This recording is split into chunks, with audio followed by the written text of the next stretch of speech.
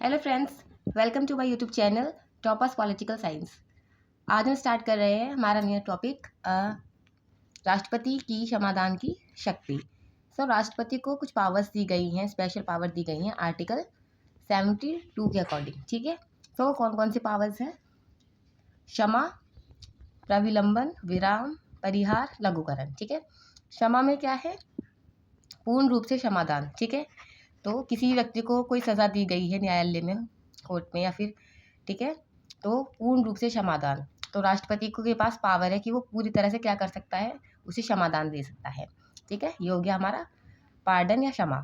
Second है reprieve या प्रविलंबन। इसमें क्या होता है? दंड का अस्थायी निलंबन। इसमें क्या होता है?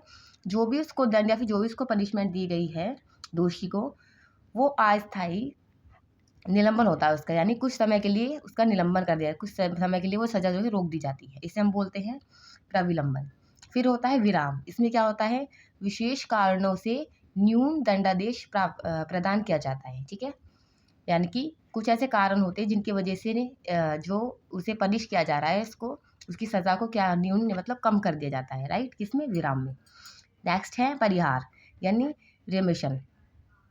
दंड की प्रकृति में बिना परिवर्तन के मात्रा को कम किया जाता है इसमें। ठीक है, यानी जो भी पनिशमेंट दी गई है अपराधी को, उसमें बिना किसी परिवर्तन के, बिना किसी चेंज के उसकी मात्रा को कम कर देना। लाइक जैसे किसी को 7 साल की सज़ा दी गई है, तो राष्ट्रपति के पास पावर है परिहार के अकॉर्डिंग कि वो क्या कर सकता है, उसकी मात्रा को या फिर टाइम पीरियड को कम कर सकता है, कि 5 साल को कर सकता है उसकी सज़ा को। राइट, ऐसे।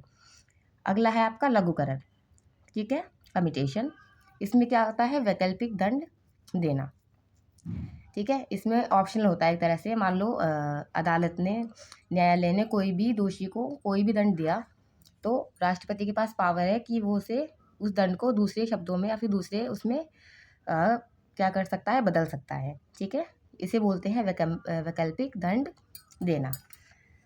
और इसका यूज़ जो है राष्ट्रपति किसके अंडर कर सकता है? इसका यूज़ वह जो है मंत्री परिषद की सलाह पर ही कर सकता है। ठीक है, उसे जो ये पावर दी गई है 72 के अकॉर्डिंग, तो राष्ट्रपति इसका यूज़ कर सकता है, बट मंत्री परिषद की सलाह पर ही इसका क्या नाम है, राष्ट्रपति इसका यूज़ कर सकता है। राइट।